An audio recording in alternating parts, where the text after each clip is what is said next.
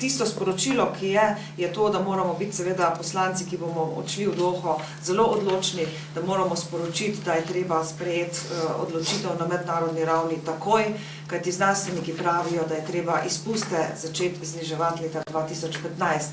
Če smo realni, vemo, da jih ne bomo.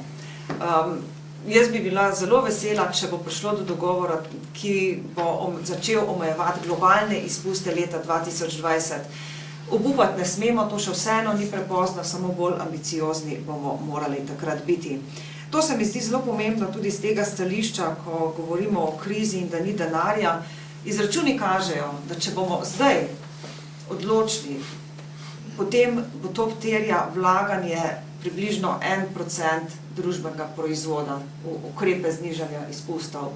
Po Sternovem poročilu, ki ima to poročilo in tudi znanstveniki imata velik ugled, če ne bomo ukrepali takoj, bomo potem morali se prilagajati na podnebne spremembe, ukrepati na škodo, ki jo bodo povzročile, in to bo pomenilo vsaj 5% bruto družbenega proizvoda na leto. Torej, to težo bomo pustili svojim otrokom.